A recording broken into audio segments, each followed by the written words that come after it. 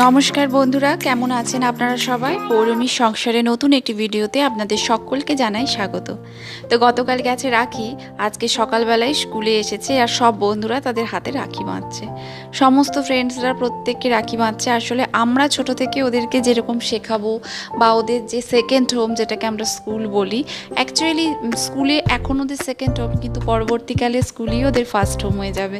কারণ স্কুলে অনেকটা টাইম ওরা ম্যাডামদের সঙ্গে কাটাবে। তো ম্যাডামরা যা শেখাবে, বাড়িতে যা শেখাবে সেটাই কিন্তু এখন ছোট বাচ্চারা শিখবে, তাই না? ওরা এখন কি জানে বলুন? ওদের তো কোনো সেরকম জ্ঞানই নেই। এখন থেকে আমরা ওদেরকে বোঝাবো যেটা, সেটাই ওরা শিখবে। তো যাই হোক, অনেক ফ্রেন্ডসরাই তাদের হাতে রাখি বাঁধলো, সকলের সঙ্গে হ্যাপি রাখি উইশ করলো। আর স্কুলের ম্যাডামরাও ওদের হাতে রাখি বেঁধেছে। তো এখন বাড়ি চলে এসেছি, আর বাড়িতে সেরকম ব্রেকফাস্টের কিছু ছিল না, তাই স্কুল থেকে মেয়েকে আনার পথে ব্রেড কিনে নিয়েছিলাম। অনেক দিন হলো পাউরুটি খাইনি, তো মেয়েও বলছিল মা টোস্ট খাবো, ডিম টোস্ট খাবো। তো তাই ভাবলাম একটা পাউরুটি দিয়ে ডিম টোস্ট করে নিই। মাকে বললাম খাবে নাকি, তো মা বলল যে না, আমি খাবো না। তো সেই জন্য মায়ের জন্য আর করলাম না, মা মুড়ি খাবে বললো, আর আমি তাই ডিম টোস্ট করে নিলাম। তো এখন ডিম টোস্ট আমার হয়ে গেছে, খেয়ে নেব। আর স্কুল থেকে এসে আমি আজকে বিছানা টিছানা তুলে নিয়েছি, সমস্ত কিছু হয়ে গেছে। আর এখন তড়িঘড়ি করে ডিম টোস্ট করছি, কারণ মেয়ে অনেকক্ষণ হয়েছে স্কুল থেকে এসেছে, ওর খিদেও পেয়ে গেছে। তাই আমি আর ও দুজনে মিলে এখন টোস্টটা খেয়ে নিই।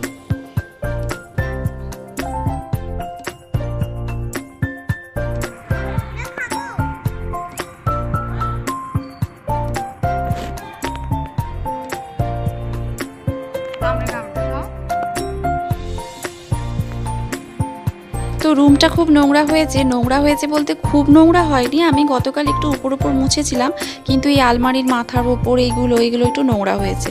তো সেই জন্য চরণ কাকুকে বললাম, তুমি একটুখানি আমার রুমের জানলা দরজাগুলো মুছে দেবে। তো জানলা দরজা বলে না কেঁচো খুঁড়তে গিয়ে কেউটে হয়। তো চরণ কাকু বললো, যখন জানলা দরজায় মুছতে যাব একদম ফ্যান, আলমারির মাথা এগুলোও মুছে দেবো, কারণ প্রচুর ধুলো হয়েছে। আর দেখছো ঝুলগুলো একদম মোটা মোটা ঝুল, নোংরা কি ঝুল হয়েছে। আসলে ওগুলো তো সবসময় পরিষ্কার হয় না, 3-4 মাসে একবার। তো সেই জন্য প্রচণ্ড ধুলো হয়েছে। তাও চরণ কাকু বলছে অনেকটাই কম হয়েছে আগে যা হতো। অ্যাকচুয়ালি আমি পরিষ্কার করি, আমি প্রত্যেক সপ্তাহেই বিছানা চাদর চেঞ্জ করার আগে সমস্ত কিছু ফার্নিচার মুছে নিই। কিন্তু যেগুলো প্রচুর উপরে সিঁড়ি ছাড়া হবে না, সেগুলো তো সম্ভব নয় করা। তা সেই জন্য চরণ কাকুকে বলেছি। তো আজকে হচ্ছে যে আমার পুরো রুমটাই একদম ডিপ ক্লিনিং হয়ে যাচ্ছে। পাখা থেকে শুরু করে সমস্ত কিছু একদম পরিষ্কার করে মুছে দিয়েছে। আর আমি আজকে যেহেতু আমাদের রান্নার দিদি আসবে না, রান্নার দিদির শরীর খুব খারাপ, হঠাৎ করেই ফোনে বললো প্রচণ্ড শরীর খারাপ। তা সেই জন্য, না হলে খুব একটা যে বন্ধ করে তা নয়। তো ওই জন্য রান্নার জোগাড়ও করছি। রান্নার জোগাড় করতে করতে মাম্মাম এখানে খেলছে, আর চরণ কাউকে দেখাচ্ছি যে এটা করো, ওটা করো, সেটা করো, সমস্ত কিছু চরণ কাউকে দেখিয়ে দিচ্ছি। তো আমি বললাম, তুমি যখন সেই সব ঝাড়ছো, একদম প্রত্যেকটা আলমারির মাথার ওপর ঘড়ি, তারপরে রুমটাও একটু ঝেড়ে দিয়ে ফ্যানটাও ঝেড়ে দাও, আর হচ্ছে এসিটাও একটু মুছে দাও। আর এখানে আমার মেয়ে রান্নাবাতি নিয়ে বসেছে, রান্নাবান্না খেলছে, এখানে স্নান করাচ্ছে তার মনুকে। আর সমস্ত ওর খেলাগুলো দেখতে দেখতে হাসি পাচ্ছে আমার। আর ওইদিকে মা এখন মাছ ধুচ্ছে, কারণ কি না আমার মোটামুটি রান্না গ্যাসে বসে গেছে, ডাল হয়ে গেছে, ভাত হচ্ছে, আর একটা চচ্চড়ি বসিয়ে দিয়েছি, সমস্ত রকম পালং শাক দিয়ে একটা চচ্চড়ি। তো সেই করতে করতেই ভিডিও করছি। আর আমি দেখতে গিয়েছিলাম যে চরণ কাকু কী করছে, তার মাঝখানে আমার মেয়ে কী করছে। তো দেখলাম মেয়ে পুরো খেলায় ডুবে গেছে, আর চরণ কাকু রুম পরিষ্কার করছে। যাক, ভালোই হলো একদিকে, কেন কি না আজকে আমিও রুমের মধ্যে নেই, চরণ কাকু রুমটা পরিষ্কার করছে। না হলে অন্যান্য দিন রান্নার দিদি এলে আমি রুমের মধ্যে থাকি। আর আজকে দেখো অনেক বাছা না মোরলা মাছ পেয়েছি। মোরলা মাছগুলো একদম বাছা, আর তার সাথে মাগুর মাছ নিয়েছি। আমার মেয়ের জন্য 2 দিন হয়ে যাবে।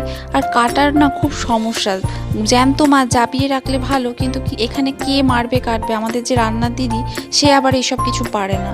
মা করে, কিন্তু এই মাগুর মাছের জান বলে না, সে মরে যাওয়ার পরও যেন সে ছটকাতে থাকে। তো সেই জন্য আমি এখন অল্প করেই বলি। আগে চাপিয়ে রাখা হতো, আগে যে রান্না দিদি ছিল সে খুব সুন্দর মেরে করে নিত, কোনো সমস্যা ছিল না। কিন্তু নতুন যে আজ 1.5 বছর হলো যে দিদি রান্নার জন্য আছে, সে প্রথম আমরা ওরকম মাছ জ্যান্ত বলতাম, চাবিয়ে রাখতে খুব অসুবিধে হতো, একে তাকে বলতে হতো, চারধারে চিটকাতো। তো সেই জন্য এখন আর কেটেই আনি। আর এখানে আলু আর উচ্ছে ভাজা ভেজে নিয়েছি, ডালও করে নিয়েছি। আমার হাজব্যান্ড ঢ্যাঁড়স সেদ্ধ খাবে বলে ঢ্যাঁড়স সেদ্ধ করে নিয়েছি। আর এখানে একটু খসলা পালং শাকের চচ্চড়ি বসিয়ে দিয়েছি, অল্প করেই বসিয়েছি কারণ একটু শাকটা অল্পই ছিল, তো সেই জন্য অল্প সবজি দিয়ে বসিয়ে দিলাম।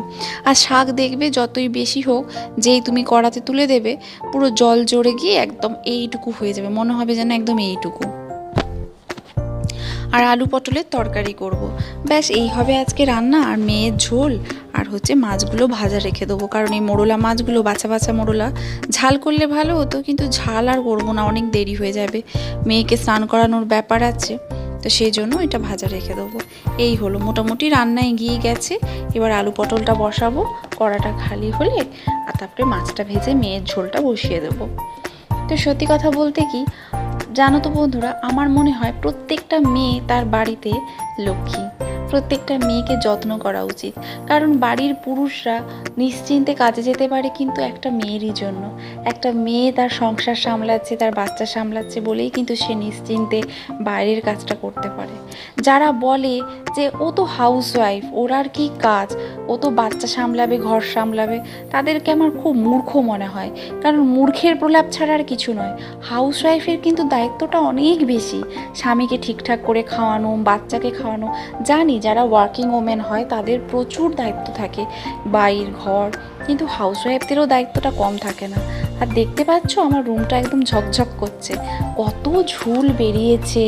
তো চরণ কাকু তাই বলছে যে পর্দাগুলোতে প্রচুর ঝুল আছে। আমি বললাম পর্দাগুলো 1 বছর হতে গেল, কাচতে হবে, কাচা হয়নি। প্রত্যেক বছর দুর্গাপুজোর আগে, মহালয়ার আগে পুরো রুমের সমস্ত পর্দা একটা একটা করে রুম ধরে ওয়াশিং মেশিনে কেচে নিই। আর এখন প্রায় ঘড়িতে বাজে বেলা 2টো। আমার স্নান ধান হয়ে গেছে অনেক পরে, রান্না বান্না স্নান করে যে দেখতেই পাচ্ছ। এখন আমি এসে রুম টুম একদম সব পরিষ্কার করে একটু ফার্নিচারগুলো মুছে নিলাম, কারণ ঝাড়াঝাড়ি করেছে তো ধুলো পড়েছে এই টেবিলে, তারপরে খাটের যে এগুলো আছে আর কি খাটফাটগুলোতে, সেগুলো মুছে আমি বিছনার চাদরটা চেঞ্জ করে নিলাম। সত্যি কথা বলতে ওই চাদরে শোয়া যাবে না। আর আজকে আমার শ্বশুরমশাই যাচ্ছে চেন্নাই যাচ্ছে ডাক্তার দেখানোর জন্য, তো সেই জন্য এই যে সব গাড়িতে, গাড়ি আমাদেরই বাড়ির গাড়ি, তো গাড়িটা বেরিয়েছে, গাড়ির মধ্যে আবার একটি কাণ্ড হয়েছে, একটি ইঁদুর মরে পড়ে গেছিলো।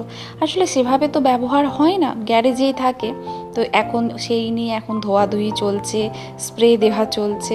আর মেঘটা দেখেছো একদম ঘন অন্ধকার মেঘ, মানে মনে হচ্ছে এক্ষুনি ঝেঁপে আসবে বৃষ্টি। আর আমার মেয়ের মন খারাপ হয়ে গেছে, দাদু গাড়ি করে কোথায় চলে যাচ্ছে, আমাকে নিয়ে যাচ্ছে না। তাকে যত বলছি দাদু ট্রিটমেন্টের জন্য যাচ্ছে, তার মন খারাপ। পাপা চলে গেল ছোট গাড়িতে, দাদু চলে গেল বড় গাড়িতে। আর আমি এই ফাঁকে জানলাগুলো লাগাচ্ছি, কারণ কিনা একবার যদি ঝির দিয়ে বৃষ্টিটা আসে সব ভাসিয়ে দেবে। যা মেঘ করেছে, ঘড়িতে এখন অনেকটাই বেজে গেছে। যেহেতু আজকে বললাম না রান্না করে গ্যাস ট্যাস মুছে স্নান ধান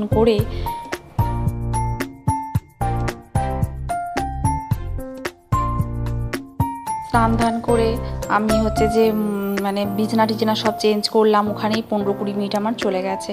ফলে মেয়েকে অনেকটাক্ষণ হয়ে গেছে, মেয়েকে খাওয়াতে হবে, খাওয়ানোরও দেরি হয়ে যাচ্ছে। তো চলো এখন মেয়েকে খাইয়ে দিই, তারপরে তোমাদের সঙ্গে আবার দেখা হচ্ছে। তো সন্ধে হয়ে গেছে, এখন ঘড়িতে প্রায় 7টা। আর আমি চা বসিয়ে নিয়েছি। জানো তো আমি একটুখানি কড়া চা না হলে খেতে পারি না। তো আজকে যেহেতু বাড়িতে কেউ নেই, আমি, মা, আমার হাজব্যান্ড, কেউ নেই বলতে বাবা নেই, তাও মনে হচ্ছে যেন কেউ নেই। এখানে মায়ের চাটাও করে নিয়েছি, আর মাম্মামকে দুধ দিয়ে, দুধটা এক্সট্রা হয়েছে রেখে দিয়েছি, রেখে আমি আমার চা করছি। মোটামুটি আমার রান্নাঘর গোছানো হয়ে গেছে, কাউন্টার টপও পরিষ্কার, জলও ভরে নিয়েছি, মাম্মামের স্কুলের বোতল আর টিফিন বক্স সব ধোয়া হয়ে গেছে। তো এখন যাব চা খেতে, চা খেয়ে আবার রান্না আছে। তা হাজব্যান্ডকে বলেছিলাম যে আজকে রাত্রে চাউমিন করলে খাবে, তাহলে আর রুটিটা করতে হয় না, মনে মনে ভাবছিলাম। তখন বললো আচ্ছা ঠিক আছে করে নিবে।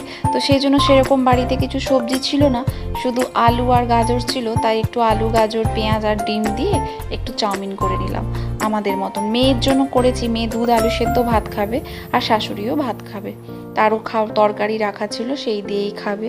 তো এই যে আমার চাউমিন রেডি হয়ে গেছে, এখন খাবো। তো চলো বন্ধুরা, আজকের ভিডিওটা এখানেই শেষ করলাম। ভালো লাগলে অবশ্যই লাইক, শেয়ার এবং সাবস্ক্রাইব করতে কিন্তু ভুলবেন না। দেখা হচ্ছে পরবর্তী ভিডিওতে।